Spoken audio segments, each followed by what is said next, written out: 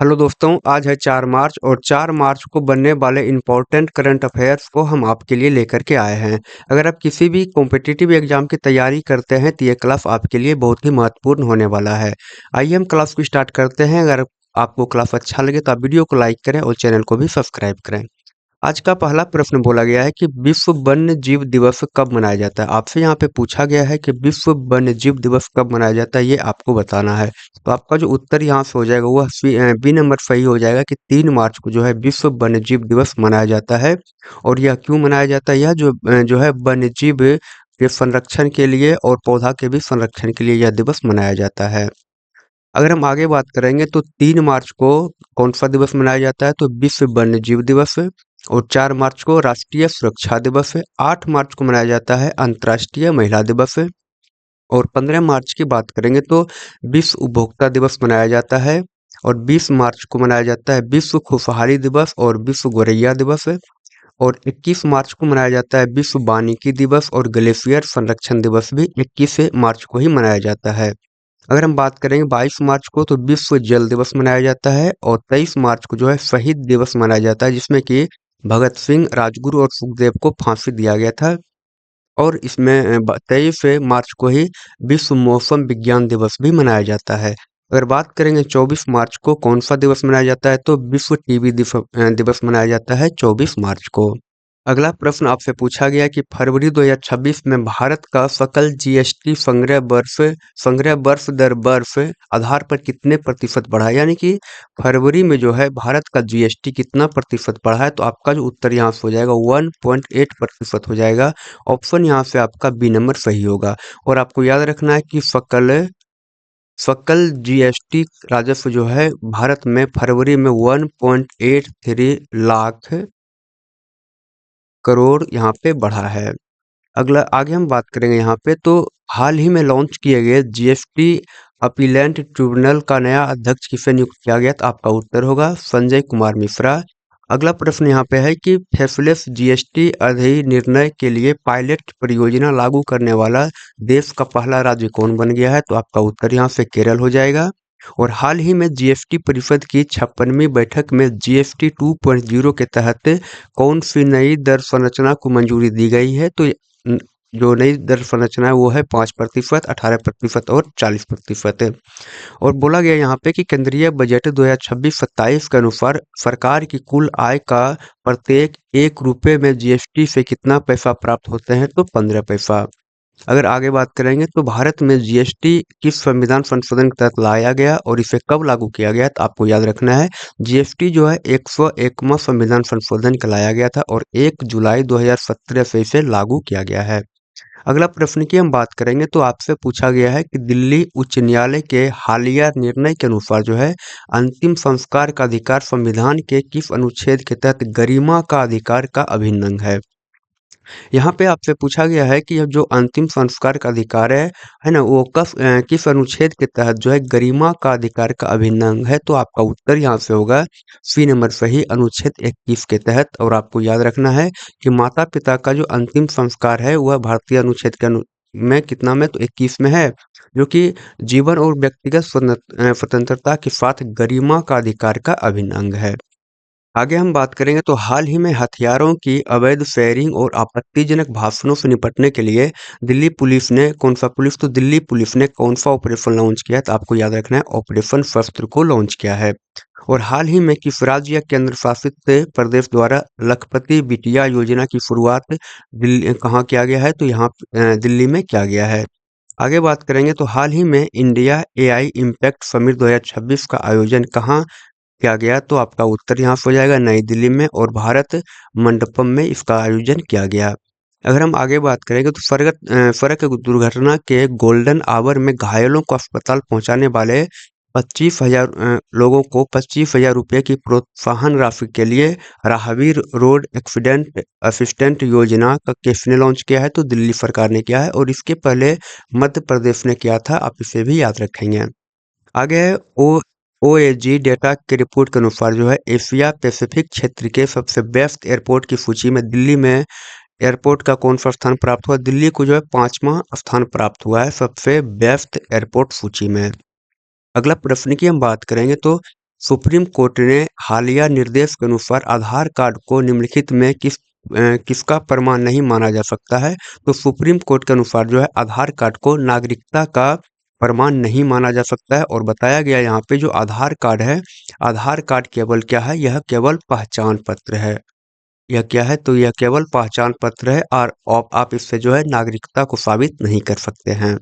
आगे हम बात करेंगे तो हाल ही में सर्वोच्च न्यायालय ने किस रोग के इलाज के लिए स्टेम सेल थेरेपी का उपयोग पर रोक लगा दिया है। तो ऑटिज्म रोग के लिए। आगे हम बात करेंगे तो सुप्रीम कोर्ट ने हाल ही में पासपोर्ट के अधिकार को किस अनुच्छेद के तहत मौलिक अधिकार घोषित किया है। तो अनुच्छेद 21 के तहत है। आगे बात करेंगे तो सर्वोच्च न्यायालय ने किस अनुच्छेद के तहत गिरफ्तारी का कारण लिखित रूप में देना अनिवार्य कर दिया है। तो अनुच्छेद 22 के तहत जो है गिरफ्तारी के कारण को लिखित में देना अनिवार्य कर दिया है। आगे हम बात करेंगे तो सुप्रीम कोर्ट ने केंद्र सरकार के किस कानून में रोमियो जूलियट क्लॉज लाने का आग्रह किया। तो पोक्सो कानून में। आगे बात करेंगे तो सुप्रीम कोर्ट द्वारा अब तक किस एकमात्र संविधान संशोधन को असंवैधानिक करार देकर पूरी तरह से खारिज कर दिया है। तो 99वां संविधान संशोधन को इसने खारिज कर दिया गया है। अगला प्रश्न की हम बात करेंगे तो 301 किलोमीटर लंबी और स्वतंत्रता से पहले परिकल्पित Khurda road Balangir rail line परियोजना किस राज्य में है। तो आपसे पूछा गया यहाँ पे Khurda road Balangir rail line परियोजना किस राज्य में है। तो आपका उत्तर यहाँ से होगा ओडिशा, बिल्कुल सही। और आप याद रखेंगे यहाँ पे उड़ीसा के लिए कि जो रेल लाइन है कितना किलोमीटर का है। तो 301 किलोमीटर का है ये रेल लाइन। और यह जो है 5 जिला से होकर के जाएगा। और कौन कौन सा जिला है, तो खुर्दा, नयागढ़, बौद्ध, सोनपुर और बालंगीर को जोड़ती है। और अगर हम आगे बात करेंगे तो हाल ही में भारतीय रिजर्व बैंक ने वित्तीय बुनियादी ढांचे की सुरक्षा के लिए देश का दूसरा सुरक्षित डेटा सेंटर कहाँ लॉन्च किया है। तो भुवनेश्वर उड़ीसा में लॉन्च किया है। और हाल ही में एआई फिनटेक और इन्योर टेक के लिए भारत की पहली ब्लैक स्वान समिट का आयोजन कहाँ किया गया है। तो यह भी भुवनेश्वर उड़ीसा में किया गया है। और हाल ही में डीआरडीओ ने ओडिशा तट से किस इंटरमीडिएट रेंज बैलिस्टिक मिसाइल का सफल परीक्षण किया है। तो अग्नि 3 का सफल परीक्षण किया है। आगे हाल ही में किस राज्य सरकार ने गुटखा, पान मसाला और सभी तंबाकू उत्पाद पर पूरी तरह से प्रतिबंध लगा दिया है। तो ओडिशा ने।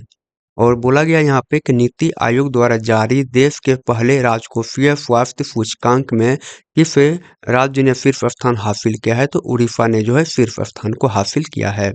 हम अगला प्रश्न की बात करेंगे तो बोला गया हाल ही में गेल लिमिटेड के नए चेयरमैन और प्रबंध निदेशक यानी कि सीएमडी के रूप में किसने पदभार संभाला है। तो आपको बताना है यहाँ पे कि गेल के नए चेयरमैन और प्रबंध निदेशक के रूप में किसने पदभार संभाला है, ये आपको बताना है। तो आपका उत्तर यहाँ हो जाएगा दीपक गुप्ता। आपका उत्तर बिल्कुल सही होगा, जो कि 1 मार्च से ये पदभार को संभाला है दीपक गुप्ता ने। आगे हम बात करेंगे तो हाल ही में 47वें नौसेना उप प्रमुख का पदभार किसने संभाला है। तो संजय वायासन ने संभाला है। और हाल ही में नीति आयोग के सीईओ का अतिरिक्त प्रभार किसने संभाला है। तो निधि छिब्बर ने संभाला है। और हाल ही में रेलवे सुरक्षा बल की पहली महिला निदेशक के रूप में किसने पदभार संभाला है। तो सोनाली मिश्रा। आपका उत्तर सही है यहाँ पे। और अगर बात करेंगे तो हाल ही में भारत के नए मुख्य सूचना आयुक्त के रूप में किसने पद की शपथ ग्रहण की है। तो राजकुमार गोयल ने शपथ ग्रहण किया है। और आगे है कि हाल ही में इंटरपोल के नए प्रेसिडेंट के रूप में किसे नियुक्त किया गया है। तो लुकास फिलिप को जो है इंटरपोल के नए प्रेसिडेंट के रूप में नियुक्त किया गया है। अगला प्रश्न की हम बात करेंगे तो प्रोजेक्ट चीता के तहत जो है भारत ने हाल ही में किस देश से 9 चीता को मध्य प्रदेश के कूनो नेशनल पार्क से में मंगाया है। यानी कि और जो प्रोजेक्ट चीता के तहत जो है भारत ने हाल ही में किस देश से जो है 9 गो चीता को मंगाया है, किसके लिए। तो मध्य प्रदेश के कूनो नेशनल पार्क के लिए मंगाया है। तो आपका उत्तर यहाँ से हो जाएगा बोत्सवाना। बिल्कुल सही उत्तर है। आपका उत्तर है यहाँ पे सी नंबर बोत्सवाना। अगर हम बात करेंगे तो इसको किसने मंगाया है, तो यहाँ पे केंद्रीय मंत्री जो है भूपेंद्र यादव, उसने जो है बोत्सवाना से जो है नो चीते को कुनो नेशनल पार्क में क्वारंटाइन बाड़ों में छोड़ा है। अगर हम बात करेंगे तो भारत में कुल चीतों की संख्या अब कितनी हो गई है, तो यह जो है 48 हो गई है भारत में कुल चीता की संख्या। आगे हम अगर बात करते हैं तो भारत में वाइल्ड लाइफ वन्यजीव की सुरक्षा के लिए किस टाइगर रिजर्व ने वन्य जीवी दीदी पहल शुरू किया है, तो पलामू टाइगर रिजर्व जो कि झारखंड में इसने शुरू किया है।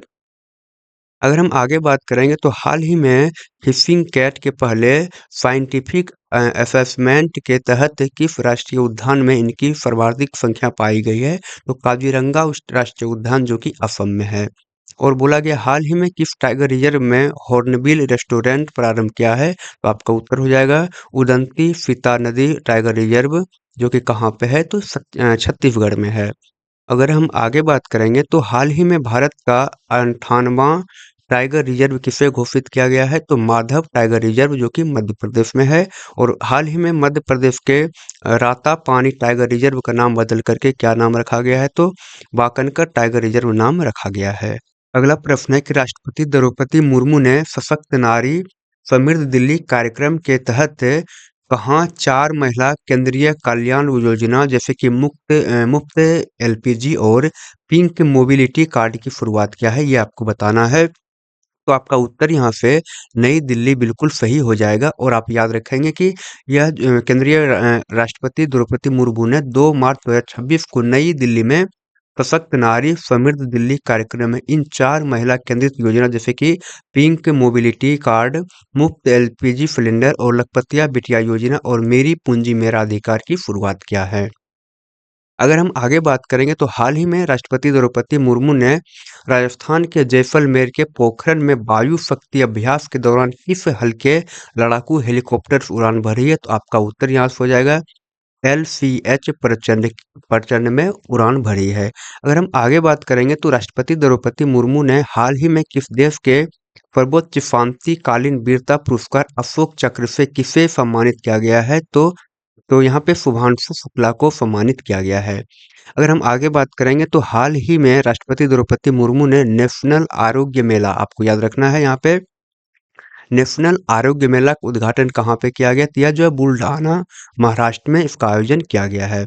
अगर हम आगे बात कर लें तो भारत की राष्ट्रपति ने हाल ही में ग्रंथ कुटीर का उद्घाटन कहाँ किया है, तो राष्ट्रपति भवन नई दिल्ली में किया है। और राष्ट्रपति ने हाल ही में जो है राज्य लोक सेवा आयोग के अध्यक्ष के राष्ट्रीय सम्मेलन का उद्घाटन कहाँ किया है, तो हैदराबाद में किया है। अगर हम अगला प्रश्न की बात करेंगे तो लगातार दूसरे वर्ष 2024-25 किस भारतीय हवाई अड्डे ने airport service quality best airport at rivals यानी कि ग्लोबली पुरस्कार जीता। देखिए आपसे क्या पूछा यहाँ पे कि लगातार दूसरे वर्ष जो है किस भारतीय हवाई अड्डे ने airport service quality best airport at arrivals का पुरस्कार जीता है, तो आपका उत्तर यहाँ से हो जाएगा यहाँ पे ऑप्शन नंबर बी बेंगलुरु अंतर्राष्ट्रीय हवाई अड्डा। और यह जो है लगातार कितना बार, तो ये दूसरी बार ये पुरस्कार को जीता है। और इस पुरस्कार को कौन देते हैं, तो एयरपोर्ट काउंसिल इंटरनेशनल वर्ल्ड के द्वारा यह जारी किया जाता है। अगर हम आगे बात कर लें तो भारत हाल ही में ओएजी डेटा के अनुसार जो है एशिया पैसिफिक क्षेत्र में सबसे बेस्ट एयरपोर्ट की सूची में दिल्ली एयरपोर्ट का स्थान कौन सा है, तो आपको याद रखना है दिल्ली एयरपोर्ट का स्थान है 5वां। और हाल ही में विंग्स इंडिया 2026 अवार्ड में वर्ष का सर्वश्रेष्ठ एयरपोर्ट का अवार्ड किसने जीता है, तो दिल्ली एयरपोर्ट ने जीता है। और भारत का पहला वाटर पॉजिटिव एयरपोर्ट कौन सा बन गया है, तो दिल्ली का जो है इंदिरा गांधी इंटरनेशनल एयरपोर्ट बना है। और हाल ही में दुनिया का पहला AI संचालित इमिग्रेशन कॉरिडोर किस अंतर्राष्ट्रीय अड्डे पर लॉन्च किया गया है, तो दुबई अंतर्राष्ट्रीय अड्डे पर लॉन्च किया गया है। और हाल ही में किस राज्य के सोनपुर में एक नए इंटरनेशनल एयरपोर्ट के निर्माण को स्वीकृति प्रदान किया गया है, तो बिहार में। आगे हम बात करेंगे अगला प्रश्न की, तो किस शहर ने हाल ही में 1 घंटे के अंदर 2,51,446 पौधे लगा करके चीन का जो रिकॉर्ड था 2018 का उसका पुराना गिनीज वर्ल्ड ऑफ रिकॉर्ड को तोड़ दिया है, तो आपका उत्तर यहाँ हो जाएगा भारत हो जाएगा। और भारत में कौन सा शहर है, तो वाराणसी। आपको याद रखना है कि वाराणसी के कहाँ पे, तो फुजाबाद डोमरी इलाके में जो है मेगा प्लांटेशन ड्राइव के तहत जो है महज 1 घंटे में ही 2,51,446 1446 नए पौधे लगाए गए। और चीन में ऐसा किया गया था 2018 में, और चीन जो है 1 घंटे में 1,53,981 पौधे को लगा करके गिनीज वर्ल्ड ऑफ रिकॉर्ड में नाम दर्ज कराया था। अगर हम आगे बात कर लें तो हाल ही में भारत का पहला नेशनल काऊ कल्चर म्यूजियम कहाँ स्थापित किया जाएगा, तो मथुरा उत्तर प्रदेश में। और हाल ही में उत्तर प्रदेश के किन उत्पादों को जीआई टैग प्रदान किया गया है, तो मथुरा की पोशाक और मेरठ का बिगुल को जो है जीआई टैग दिया गया है। और अगर हम आगे बात कर लें तो हाल ही में दुनिया का पहला सिमेरिक अपशिष्ट पार्क कहाँ शुरू किया गया, तो ये खुर्जा उत्तर प्रदेश में।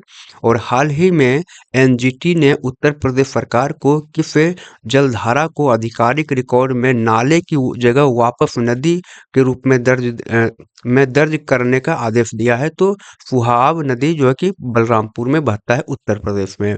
अगर हम आगे बात कर लें तो हाल ही में रक्षा मंत्री राजनाथ सिंह ने अशोक लैलैंड की नई ईवी फैक्ट्री का उद्घाटन कहाँ किया है, तो लखनऊ उत्तर प्रदेश में किया है। अब आप हमें बताएं कि आपको क्लास कैसा लगा। अगर आपको क्लास अच्छा लगा हो तो आप वीडियो को लाइक करें, चैनल को सब्सक्राइब करें और अपने दोस्तों में भी शेयर करें। हम मिलते हैं आपसे अगले क्लास में, तब तक के लिए बाय, थैंक यू।